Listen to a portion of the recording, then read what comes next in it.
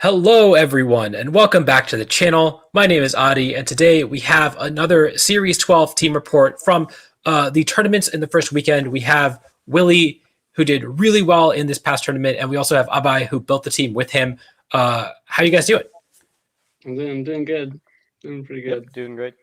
I guess, Willy, do you want to tell everyone a little bit about yourself?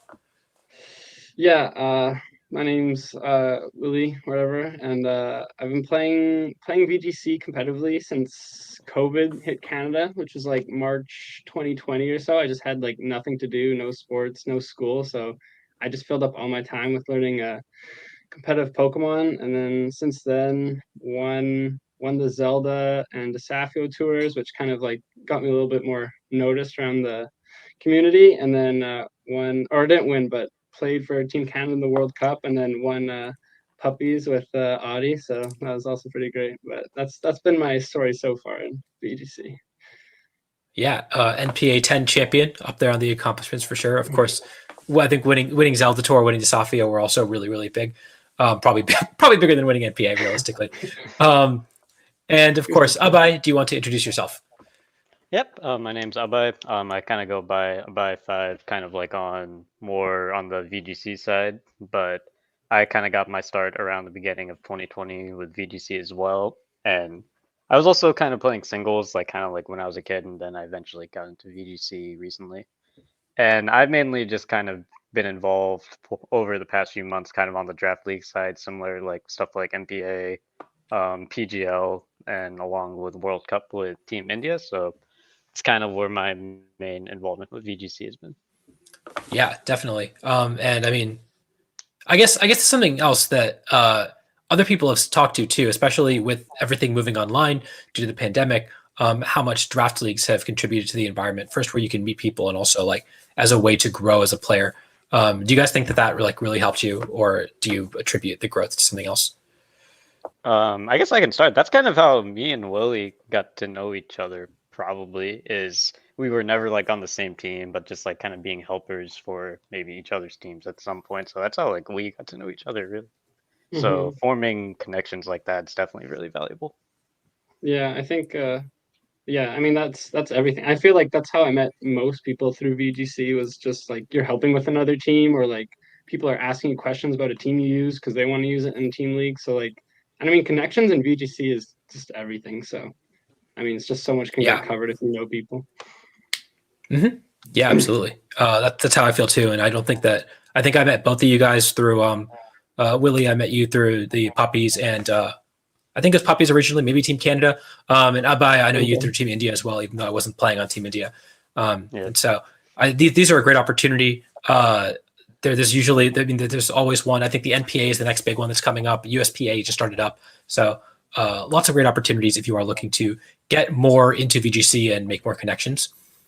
All right. And with that, let's just jump right into the team. So this past weekend, Willy, you managed to get all the way to top 4 in the IR Nemesis GS Cup tournament. It was the first Series 12, one of the first Series 12 tournaments, and it was 175 players. So a really impressive run.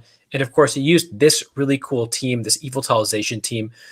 So do you want to tell me a little bit about how you guys came up with this team and why you chose to run this core?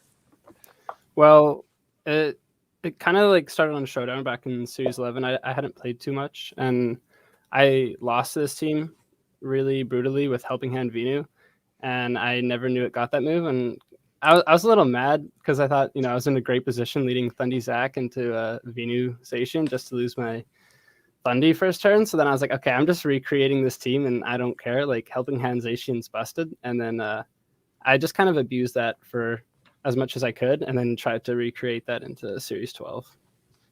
To also kind of go through like a bit more of like the step by step, we kind of started with like Zacian, Rotom, and Gastrodon, and we kind of basically kind of recreating the UB slow idea from Series 11, since just kind of individually we are kind of looking at things that can be something like Torn Ogre, since like, or Torn Organization specifically, since that was something that was kind of tearing up the ladder, and pretty much everyone has some kind of Torn Ogre in their builder.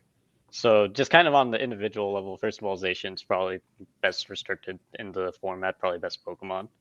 And then Gastrodon obviously matches up really positively into a lot of the Torn Ogre pieces. It's immune to the Kyogre. A lot of them are featuring Aleki, so it's immune to that. And then for some of like the grass types, like Amoonguss or Kartana, Rotom Heat obviously with goggles matched up really well into that. And lastly, kind of, Yveltal just kind of felt like the right restricted. We were thinking of stuff like Caloric Shadow because we were trying to look for stuff that was like more of like a dedicated max option, since that's something that's talked about a lot with kind of Dynamax formats where you want them Pokemon in your team that will Dynamax pretty much every game, right? But kind of with these 6, you don't really have a single Pokemon that you going in always Dynamaxes. Like Willy mentioned with the Venusaur especially, sometimes you just click Helping Hand with it, right? And then you can set up for something else in the back to Dynamax. So those are kind of just some of the general ideas as well. I think that approach is really interesting because normally when you build a Venusaur team, especially back in Series 11, Venusaur was almost always maxing if you were bringing it, just because the Gmax residual damage was so powerful.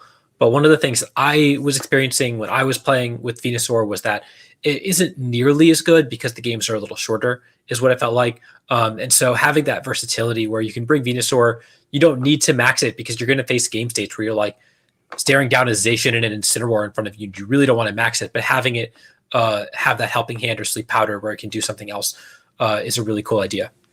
And also one other thing to note about specifically kind of the Helping Hand on the Venusaur is going into this tournament, we really tried to take advantage of the fact that it was closed sheets.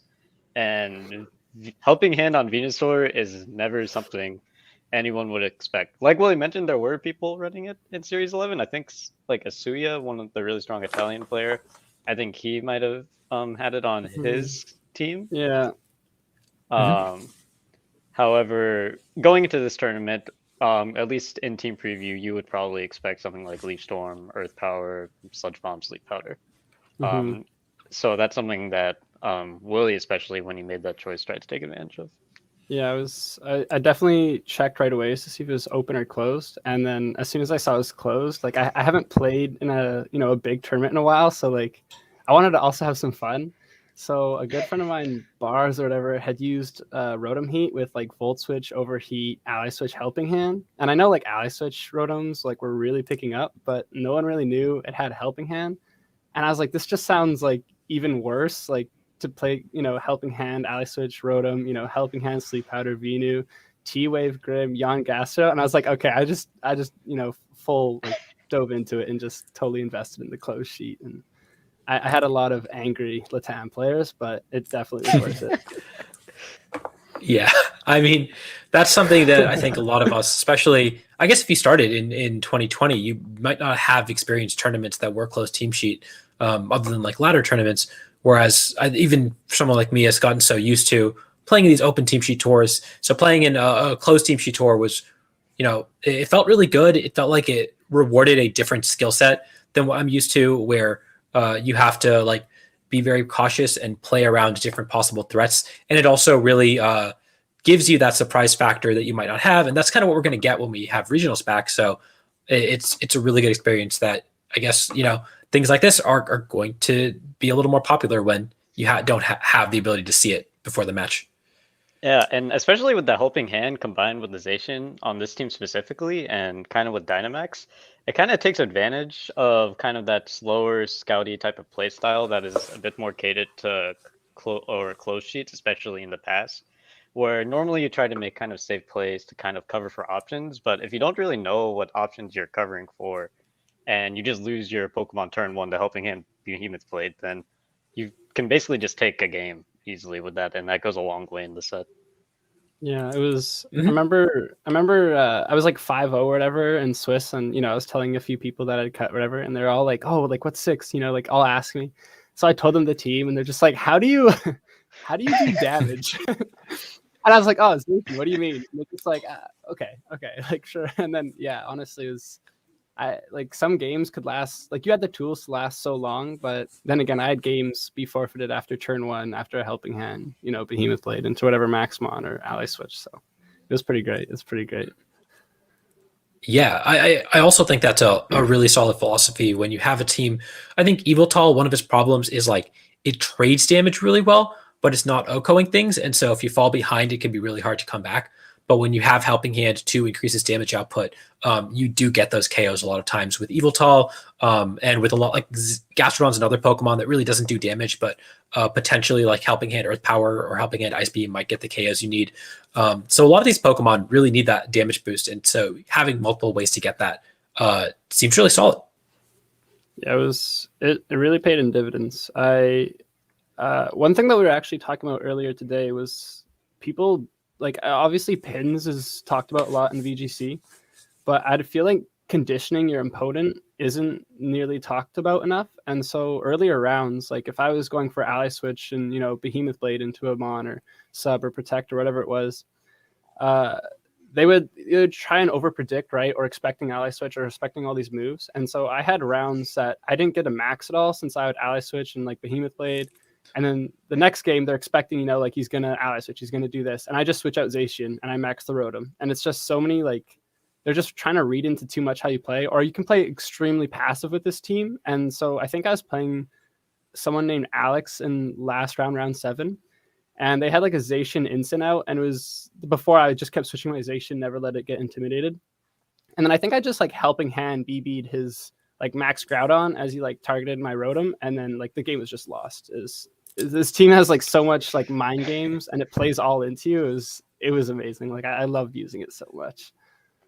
Yeah, on the surface, you could maybe just consider like, oh, these are best of 1 techs, or oh, in a best of 3, they might not be so useful if your opponent knows what's going on. But at the end of the day, these are kind of mind games that are biased in the team's favor. That kind of just puts on a lot of pressure onto your opponent, kind of similar to how like with some teams where if you just like lead Venusaur Torkoal, everyone's so scared of the Venusaur clicking Sleep Powder or Dynamax. And in theory, that might be a mind game, or some people might call it a 50-50, but really that's just kind of biased in terms of the Venusaur's player. Also, like if you can steal a game consistently with ally switch, with Helping Hand, then you're allowed to play 50-50s for game 2 and 3, right? You have to win, one of the two 50-50s and you have 2 chances at it. Those are odds in your favor. That's hitting a Sleep Powder. And if you're clicking Sleep Powder, it's not even a 50-50. You have better odds than that. So I think that the philosophy where a best of 3 is just 2 best of 1s is totally valid, but also just saying you're going to win the best of 1 and then win 1 of 2 is also totally reasonable. But that being said, did you feel like in Top Cut people had scouted you out a little bit and these didn't work as well, or were these just successful throughout Top Cut? Like partially, I was playing a lot of Tornogre Zac in Cut, so like Rotom can't really be brought, and Venu's only there for the Sun matchup. So I never really got to bring my techs, which I love so much, which is really disappointing. And when I did bring Rotom, it just died to a water spout, so it was really unfortunate. But it's just mostly like Grim, Zacian, Yveltal, Gastro through all of Cut, and I didn't really get to take full advantage. Obviously, T-Wave is like somewhat now more common on Grim, but sadly, no, I didn't get a Helping Hand Behemoth Blade anyone's Thunderuses. So that's kind of where the sweatier fair. parts of the team shined, where you kind of had to play the game a bit more, kind of had to play a bit slower. I mean, the original concept of the team was also to be very positive into Tornogre, so the fact that Willy was able to get such a positive kind of bracket where you got to play a lot of Tornogre either in Swiss or in Cut, that worked out really well. Yeah, that was definitely the play. I mean, Tornogre was so common this past weekend, and I think most people kind of saw that coming. I think most people knew that is the strongest combination of restricteds initially. So, I mean, if you watch my team report that I put out for the team that I used to Top Cut a different tournament, I also said I really wanted to be Tornogre. That was the one matchup that I didn't want to lose to. And kind of targeting down that matchup made a lot of sense. And I think most people who did well had a lot of success partially because of that. Yeah, definitely. I played, I think, 6 Tornogre Zac throughout Cut. I can't say that for some reason. Anyways, I played them 6 times and went 6-0 against all. And so, yeah, the main idea was like, just don't lose to Tornogre. Like if I lose to it, I'm quitting the tournament. And so throughout it all, like I'm beating these teams, telling Abhay, telling Tia, telling everyone, And I'm like, if I lose to a team and I'm like on Addy's channel, like having to explain I lost to a team, which I did not want to lose to, I was like, I'm quitting. Like, I just can't. But the best part, I think, after was Abhay still telling everyone, Tornoger and Zach is the best combo in all these other Discords. And then he's like, this is kind of unfortunate because this team just farms it and we're using it. So it was a little dirty, but it wasn't on purpose though. I did think it was that good. But... So the meme in the VGC community historically has been that Tornoger will win the first tournament of any format. Like it won the first tournament of Sun Series. I think it won the first tournament of Moon Series. It won the first Series 8 tournament. It just always wins the first tournament. And you see here again, like I guess not Tornoger, but the Kyogre Zacian team did end up winning this tournament as well. It's always present. It's always there. I think it's an easy team to build, generally speaking, and so it is very powerful early formats. But over the time in Series 8, I think we saw the traditional Tornoger kind of drop off. So it wouldn't shock me if that also happened moving forward here. And this sort of like building to beat Tornoger isn't as successful because, as we've seen with my team and with your team, it's not that difficult to team build to beat that combination of Pokemon. Yeah, obviously, 100% agree. Yeah, I feel like the tech's got to come out. Like the amount of like Tornoger Zach teams that I played, which just didn't have grass moves on it, was like just an auto win off of preview because Gastro can literally sit on their entire team and there's just nothing they can do if there's a light screen up. So I was like just auto playing these matchups throughout, and it was the greatest thing. Sadly, I played like a Cortana, a Moongus, and cut, but even then I still managed. But it was that's actually where the was just amazing. Ended up being pretty helpful. Yeah, overheat was very nice. Yeah. And so I guess we should talk about the Pokemon and the movesets and why you chose to run them the way you did. I guess the first one that comes up is the Zacian, because you are running just max speed, max attack, Jolly, no bulk investment like we used to see in Series 11, and no player off, you're running substitute instead. Tell me about why you chose those moves in the EVs. So I used Jolly and Adam and Zach quite a bit. I started using Jolly Zach when I saw Jude use it on his Cole team, and I just liked knowing that I was either speed tying or, faster than every other Zach. And so with the helping hand strategy, it's like really important that you're moving first. And so like we're trying to optimize the team, and Abhay spends like this long time, getting the spread, optimizing the substitute. Like, it was a really good spread. So he DMs me all this. He's like, this amazing spread, all this stuff, right? I'm like, oh yeah, this is great. Let's switch it up. I tried it for one day and I just switched it right back to Jolly. I didn't tell him because I kind of felt bad for not like, he spent it was like the speed was optimized, the attack was still enough. It was like Adam at 76 attacks, so it was like hitting the same as Jolly, all this thing.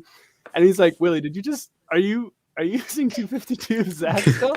I was like, yeah, I changed it back. I just liked it more. So it is really important for also like T-waving like Mons and Tailwind, and just knowing I'm faster, just having a +1 speed boost when I ever max Yveltal and being faster than most things through Tailwind is really helpful.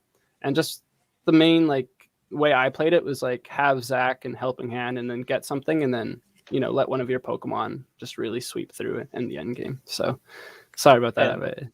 Also, even though Willy did dunk my amazing spread, they're actually like it did cater to the playstyle of the team a bit more. Going for this like faster, more offensive Zacian to combo with the helping hand better, because before I think mine had like a bit less attack investment, is trying to cater a lot more towards like a bulkier playstyle, but that isn't necessarily how Willy really wanted to play the team. So in the future, if you were to want to like make this a bulkier Zacian, it's certainly like a change you can make, but it does kind of end up changing how you play the team a bit.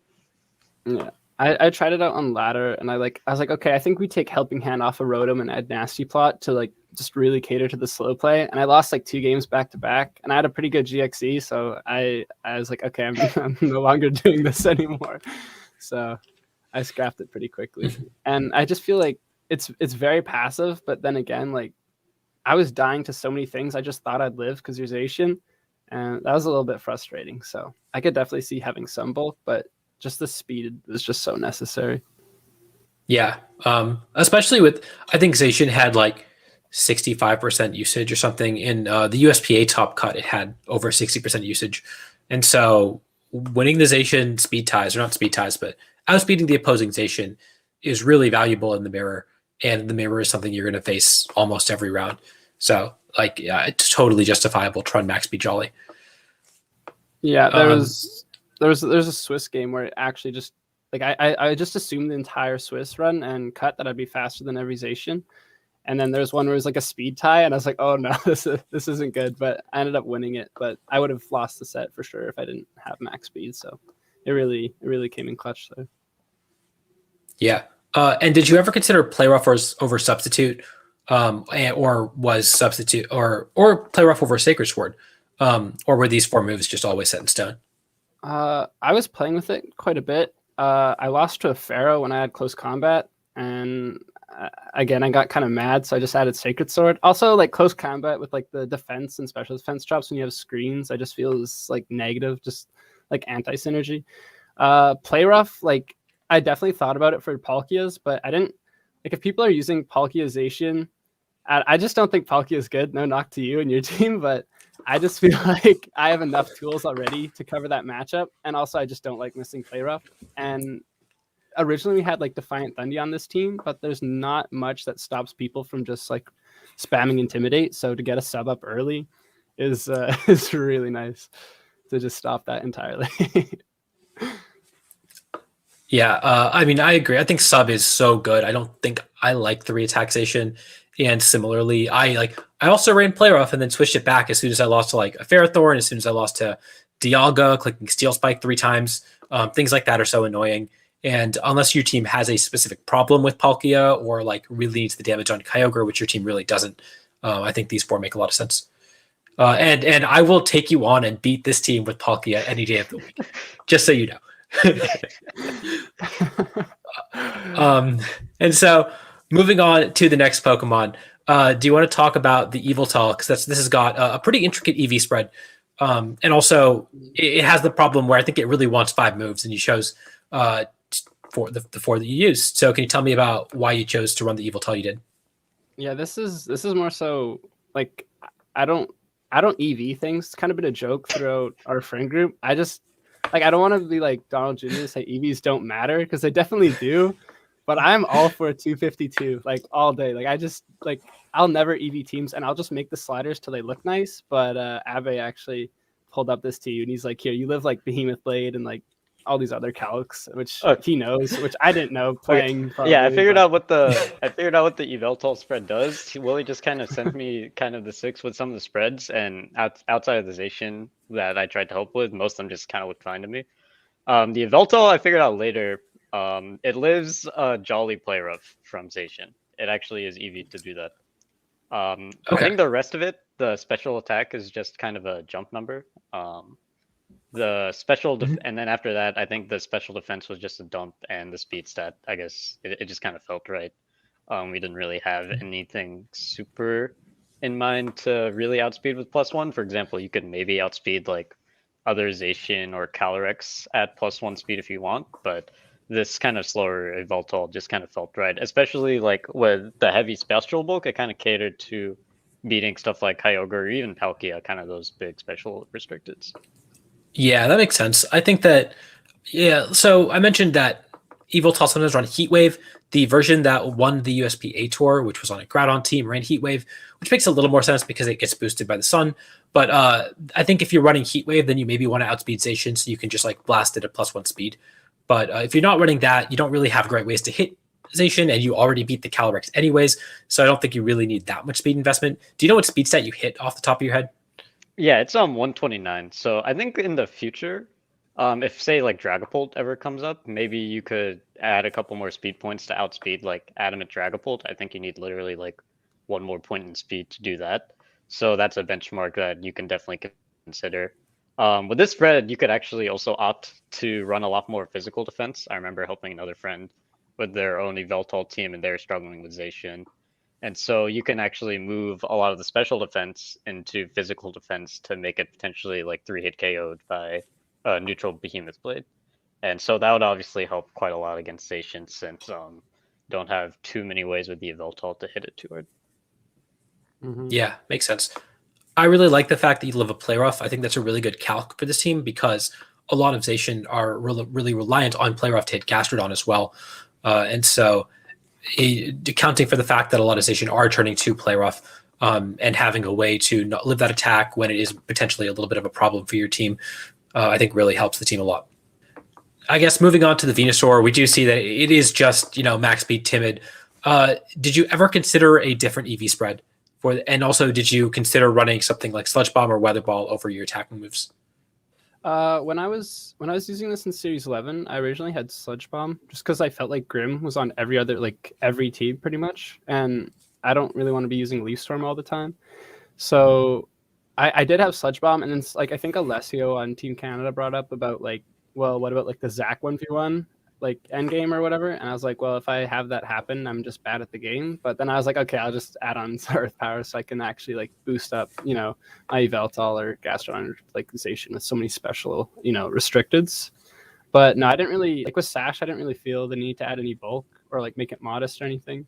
I maxed it almost every time I brought it because it's a very matchup specific mon, but I don't think I'd changed too much about it. Helping Hand was really funny, and I never really clicked Sleep Powder, which is sad because it's such a stupid move. Weather Ball never really had a use because I feel if you don't have your own weather, you may just you're just holding a bad max strike kind of. So I didn't feel the need for that either.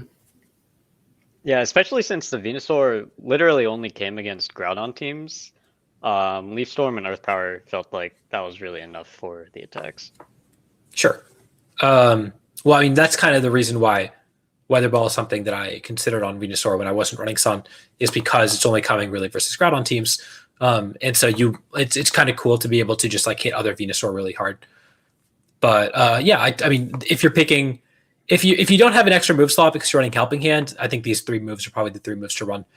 And then I think Timid is still a little bit of an interesting choice for me because normally when I choose to run Timid Venusaur, it's because I want to outspeed Regieleki in Sun.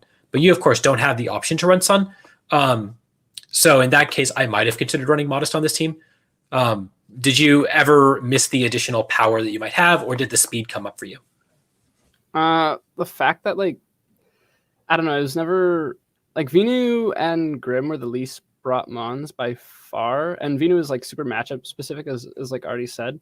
Whenever I brought it, it was only really ever clicking Vine Lash into Groudon or predicting a switch or Helping Hand with Zacian.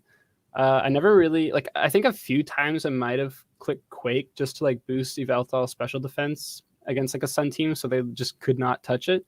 But it was never really meant there to be a huge damage dealer, which originally was a problem with the team because looking at it I kept talking to Abhay, who do we max on a team? Usually you want to have somewhat 2 dedicated maxes or a Life Orb user to really abuse it.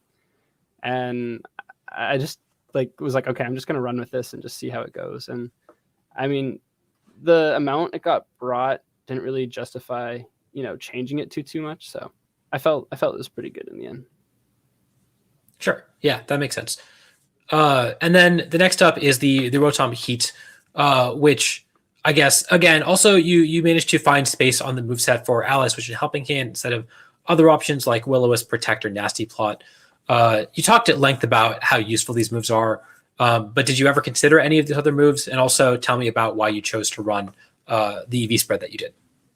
I had tried Nasty Plot before, as I said, when I had the slower, bulkier Zac, but the problem with Rotom Heat with me is you Nasty Plot, you overheat if you don't want to max and you're back to neutral, or you overheat and then you're useless. And the fact that you can have Ally Switch and Helping Hand, which are in some cases more useful than the attacking moves, I felt I could overheat and then still be on the field and not have it be in their favor necessarily. The EV spread I originally had used on my Desafio team, the team that Maddie used to win a Zelda. It was super fast Rotom with Jump Point, Special Attack, Citrus Berry, whatever. But the fact that you have Ally Switch and Helping Hand, which don't require speed at all, I just put it all into HP pretty much, and then had a favorable overheat calc and to most stations. So that's just kind of what I did, and the speed was just left over at that point. The other thing with Gotcha. Nasty Plot is sometimes it can kind of be like a two-step process where the turn that you're kind of nasty plotting, you end up taking a lot of damage in that turn, say by like a rock slide or something, and then it just makes it feel like a much worse Maxmon. So the way that kind of Willy used it in more of this support role, the spread made a lot of sense with it. Yeah, I like this set a lot. I like that you're not super speed invested because you really need both the bulk and the special attack. And I think Nasty Plot, it kind of forces you to commit to maxing it because otherwise you really are just like losing that turn. You're spending 2 turns to get an overheat off. It doesn't feel very good. And so having the ability to max it anyways with this max modest bait pretty much, but also having these cool support options is a really cool way to run it. And this is a Pokemon that I've generally been down on, but if I'm going to run it, I think I'm going to run it like this. So I like this a lot. And then not the last Pokemon, the second to last Pokemon is the Gastrodon. So can you talk me through the Gastrodon set and why you chose to run it the way you did? Yeah, originally on the Series 11 team, I had Recover just because like I didn't know if Yawn was actually better or not. Because after Boost, like I feel like you can just win so many 1v1s, and so then like, and then I tried Yawn for one game or whatever, and I remember like everyone loves like guaranteed sleep, and like with Maxmons and restricteds, it just made even more sense. Like if you fall behind in a turn or two with like 2 restricteds, you're just so far behind so quickly.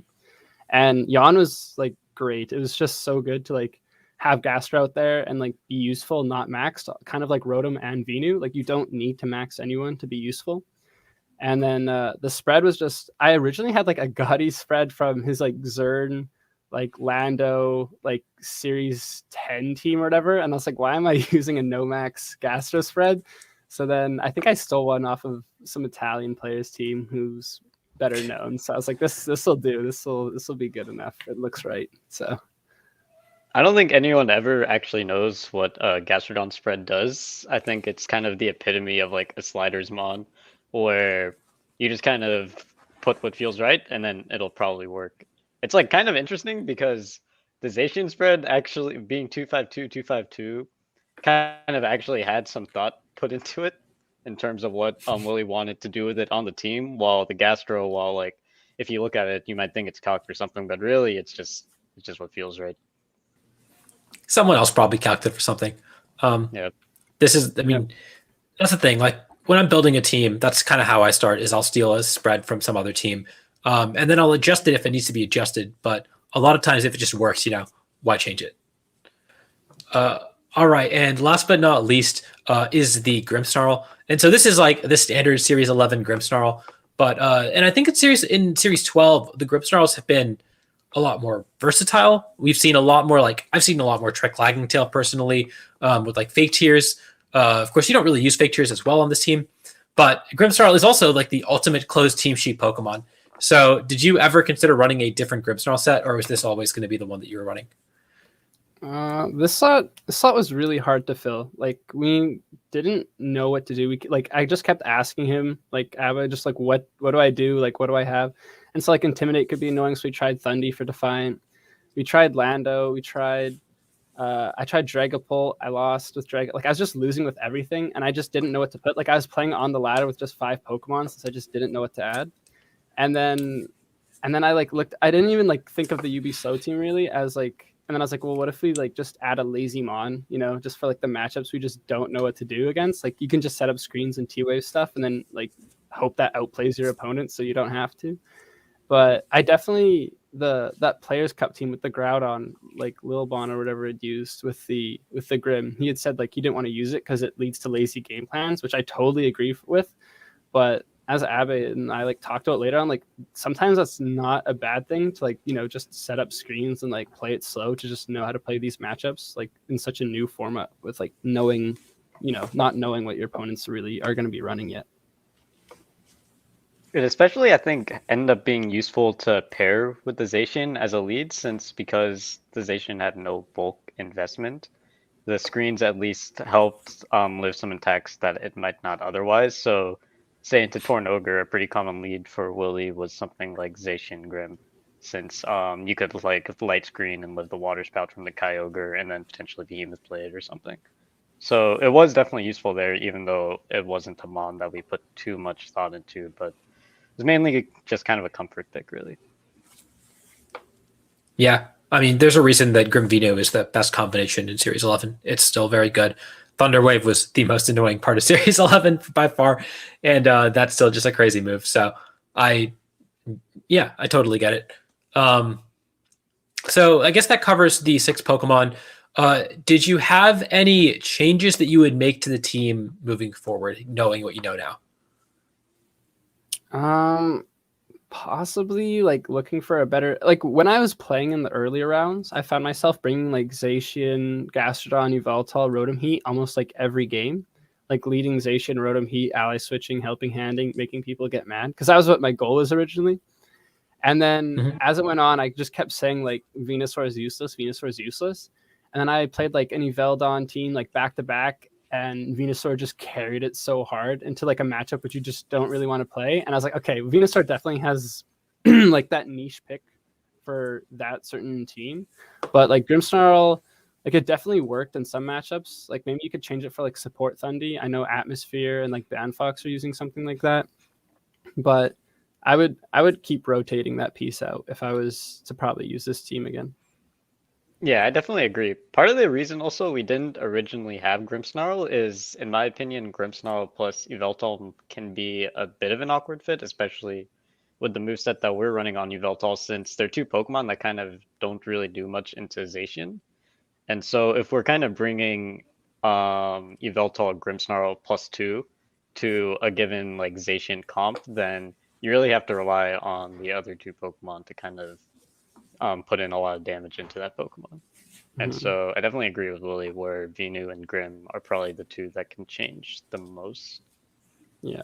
Other than that, I think I'd keep everything the same. I know when Tio had been testing the team too, he had like recommended like, what if you just did special Lando over the Venu, like with Grass Knot Earth Power or whatever, for like if you're only bringing it for Sun, like really give yourself a favorable matchup. And I had tried it on the ladder, and then I lost before like the tour, and I was like, okay, I'm not doing that at all. But like definitely stuff like that. Like if I gave it more time and thought, like since the tour was like up so close and I didn't even know if I could play it with work and my schedule and everything, I didn't really get to test things as much as I would have liked to. But if anything would change, as I was, I'd definitely change like the Grim or Vino. I'm sure there's better pieces for it, but for right now, it definitely felt really strong. Right. And again, this is the caveat that like this is 1 week into the format. Not only will the format change, but like we haven't spent a ton of time building. There's going to be a lot of adjustments to be made. No team is perfect as of yet. Right. And so the fact that you did very well with it indicates that there is some merit to like, I mean, Grim Venu is still really good. Yveltal with Venusaur has proven to be really good because you can do the same sort of thing where you have damage mitigation, damage trades, and the residual damage. But that being said, I think some teams will also continue to improve and be optimized, and maybe just like teching a Venusaur on might not be as good a plan as like a more robust game plan that you can form with these Pokemon that, you know, are individually very powerful. So yeah, that's good to know about what you would change. I think that this is a really cool core, and we've seen a lot of Evilization do well. So I'm interested to see how this archetype develops moving forward. And with that, do you want to talk about the game plans into the common teams that you faced? I know we've talked about it a little bit, but were there any game plans that you had like really mapped out? Yeah, well, the whole thing was just don't lose to Torn Ogre. So I was still learning how to play into it though, especially if they have grass types. Like, do I lead Gastro? Like, what's the best play? And so thankfully I was able to play tons of teams. So I really like just got my lines down pretty good. So I'd lead like Zacian, Grim, just because you can like light screen turn 1 and then T-wave something, and you can protect with Zacian, and they're usually going to Tailwind Water Spout turn 1 every single turn. And you can really just like play around with like just stalling their Tailwind turns and then only killing the Torn on its last turn, or like, you know, subbing on its last turn when it's trying to switch out so you don't kill it. Or you can really take advantage of just stalling the turns, and like without Tailwind and whatever. Usually just really focus whatever the answer they have for Gastro, and sometimes they don't have an answer for Gastro, and then by then like you just have Yveltal to just clean up. Like if you chip the Zacian at all, then you can just foul play it later and that'll finish it off. But yeah, just Gastro and Yvel in the back with Grim, Zach in the lead. And then against like Yveldon, I would usually either go like Yveltal, Venusaur, but then if they led their like Grimmsnarl Yveltal is really annoying because like no one's doing damage to anyone, and I just have to hope that I hit sleep powders, which I just hate that kind of like play style. But you just kind of play it slow. Gastrodon can also sometimes come to those, especially if they lose their Venusaur really early. But Rotom was also pretty good. It's kind of like a mix of everything. It kind of depends on their team. Sometimes they won't have a Regieleki, sometimes they do. My one loss in Swiss was to Patilek, and to be honest, like the first game, he missed like 2 heat waves, so I had an opening to win, but ended up losing. But game 2, he just completely outplayed me, and I was really playing passive into a Zacdon team. And that matchup was like a little iffy, but like props to him, he just played better with like a slight advantage. So into that, it was like a little tricky. I led poorly. I think I led like Venu, Zacian into like a Charizard Incineroar, and I was like, oh well, this isn't too fun. So Abba and I looked at the game afterwards and like, what could have I done differently? Because we don't want to really have any super negative matchups into things that could be common.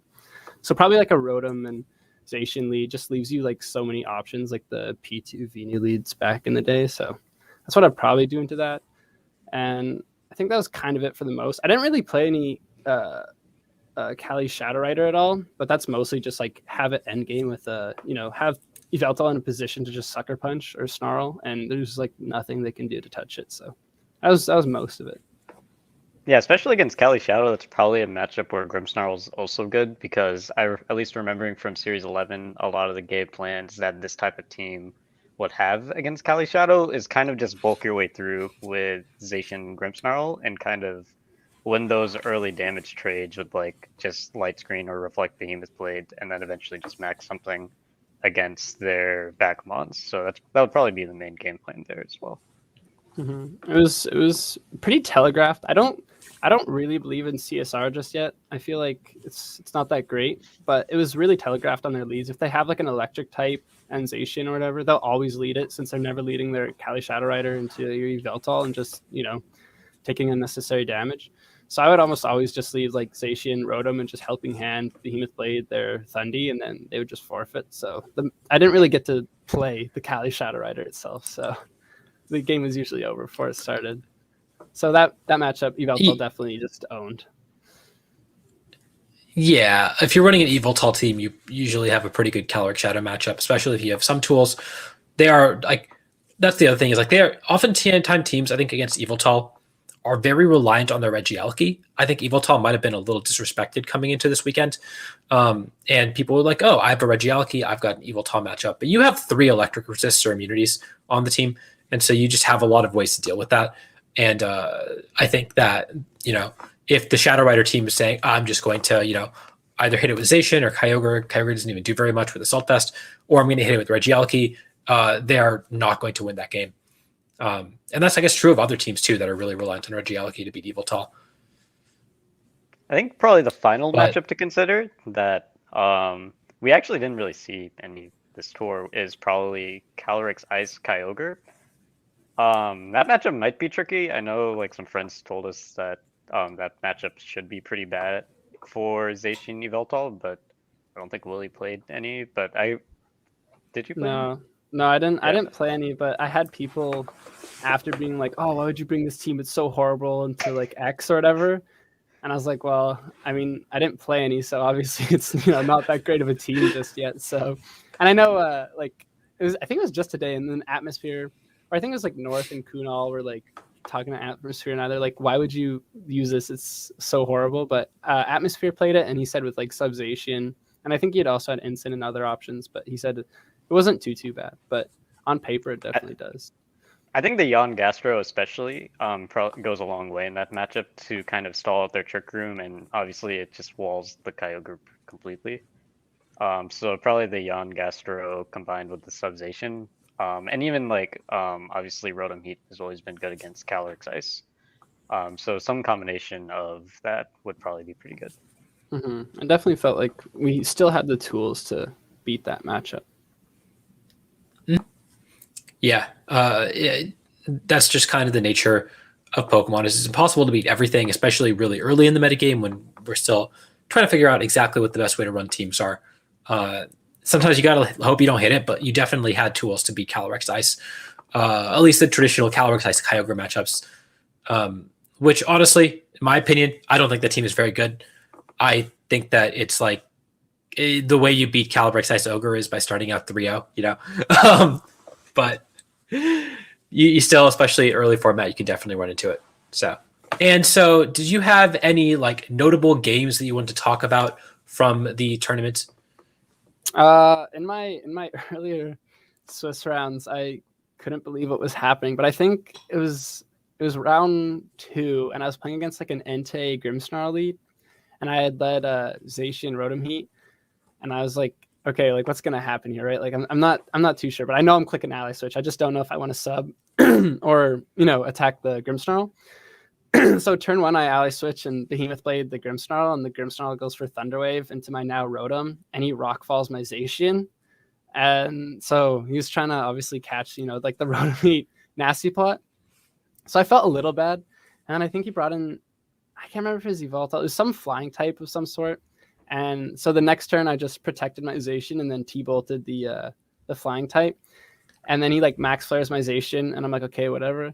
And then the next turn, I'm like, okay, I'm just going to stay with Zacian since I have like no reason to switch out. Like it's done its job. It's killed the 2 things I needed to kill, or like it killed the Grim. And like by then I think Gastro just won, like without, getting status or anything. So I just like helping hand Behemoth Blade the Entei, just trying to get chip for the Gastro.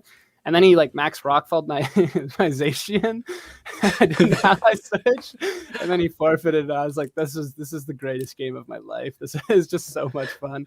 And so I think later in the chat he's saying some good words. So it was definitely fun. So that was my most notable that stuck out to me. There's a few games where it was just like really good, like just good played games, but they went on for so long it's just too hard to like narrow out what exactly happened. But any game where I was able to like Helping Hand and Behemoth Blade their maximum on turn 1 and then have them forfeit was a great game in my eyes. Yeah, definitely. And I mean, you played a lot of games. You said you went 6-1 in Swiss, and then you got all the way to top 4. And this tournament cut to top 32. So you played 7 plus 4 rounds or something. 11 rounds, 12. That's very impressive to go 10-2 in that span. So definitely a really, really good team, and a very impressive performance. And so those are all the questions that I had. Did you have anything else you wanted to talk about, or any final words or shout-outs that you wanted to give? Just one final thought was I watched a lot of your Rotom Heat, Zacian, whatever, talking about like the metagame or whatever, just whenever they post it on Twitter. And you're always like slandering Rotom Heat and Gastrodon for their base stats. So I felt like Yveltal definitely like, and you're like, oh, this, CSR now it's time to shine. And so I felt like Yveltal really cushioned that matchup. But I definitely agree with you. Like Rotom Heat and Gastrodon is like, I've had so many people say like, don't catch me running Rotom Heat in a GS Cup format, but it definitely paid off. So that's what I have to say. Yeah. The thing about Gastrodon and Rotom Heat is that they don't have good stats, but they have good immunities and resistances. And if you look at the synergy with Yveltal, Yveltal's weak to electric, Gastrodon is immune to electric, right? Yveltal and Rotom, I guess, don't have as much synergy together, but especially I think Gastrodon and Yveltal make a lot of sense as a pairing. Yeah, especially since like in Series 11, this type of core was like really, well, even though there were lines that you had, it still was pretty hard to play into Calyrex Shadow.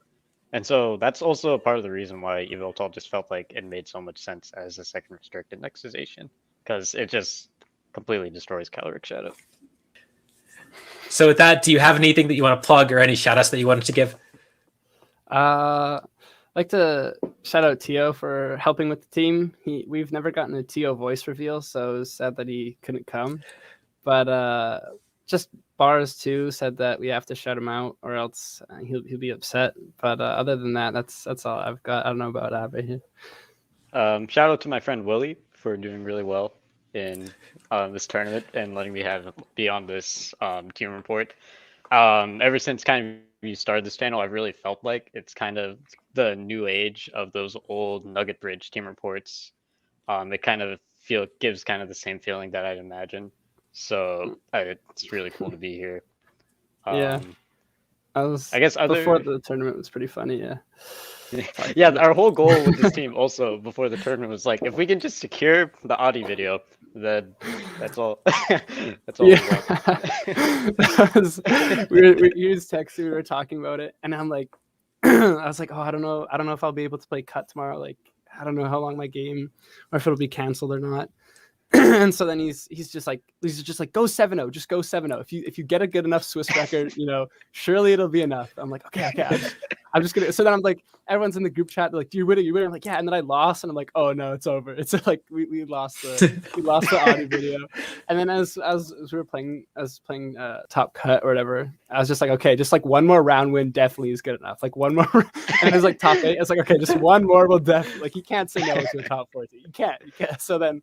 And then I lost. I was like, okay, top 4 is definitely good enough. Definitely good. And then I was really upset to lose my top 4 match because game 1, he like T-waved my Zacian. I T-waved his Zacian. And I Behemoth Blade a Zacian, but I got parried. And then he subbed. So if I would have got my like Behemoth Blade off, I would have probably won the game just because he couldn't sub and be so far behind. And then game 2, I got like crit off a Gyro Ball. So I was pretty mad like in the group chat to like go so far and then lose to that. And I definitely felt like the team, like into Joe, I definitely felt like I had like a pretty even matchup, and so I was like pretty upset. And then like Abhay and I were talking about like, oh well, let's ask Audi if he can have us on the channel, and then you had said yes. I'm like, it's all, I don't care that awesome. We secured the dub. Yeah, the real dub. The guy who beat Willy, he ended up winning the whole tour. So we just got really hyped that Willy actually got 3rd in the tour instead of 4th. So it just adds to the resume, Yeah, we were saying that quite a bit in the group chat, and I think Bars was like, it doesn't count. That's still top 4. And we're like, no, that's third. That's 3rd place. That's not top 4. So definitely made it feel better that he went on to beat Joe. So Well, I thank you so much for the kind words. I really appreciate it. I know, Willy, I've been waiting to have you on the channel for a while. Like after you popped off on the puppies and as well right before that. And so I'm glad that you could make it, and I'm really grateful for you for sharing this team. I'm glad that I can contribute to the community, and I really couldn't do it without people like you who are willing to come on, willing to share their teams, and willing to like really explain how you build these teams and how you perform. Because I think that really you guys are you're the real MVPs. You're the guys who are doing the hard work. I'm just recording you guys talk. So I really do appreciate the kind words. And again, thank you so much for coming on the channel. I really appreciate it. Yeah, thanks again. Now Abhay and I can just retire and know that we've made it in VGC. So now I can retire happily. Yeah. Well, that's all I've got. Thank you all so much for watching. Make sure to like, comment, subscribe, and whatnot. The rental code is on screen if you want to try the team out. And of course, the paste is in the description down below. And until next time, I will see you all later.